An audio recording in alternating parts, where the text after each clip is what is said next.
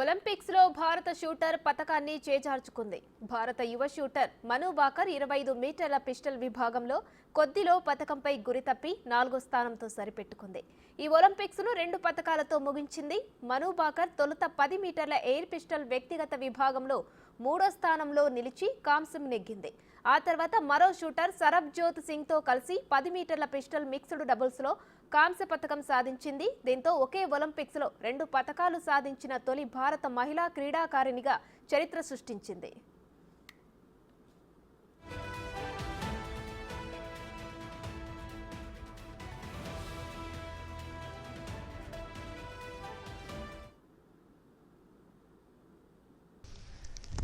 I was very well prepared for the third event as well.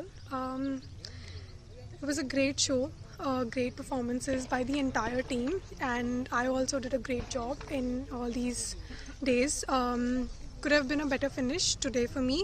It was 4th place, but nonetheless I think I'm taking home 2 bronze medals and lots of motivation to work even harder in future and to try to give put in more efforts and try to give a better finish. I don't know about handling all that, but I think I'm just going to stick with my shooting and with like everything that I do, like workouts and yoga and everything. I don't know, like I don't think about all that at all. So, well, what God gives you, just accept it and try to help people with what you've got. Yes, certainly he is. He always will be there to keep me grounded and again on my toes as well at the same time.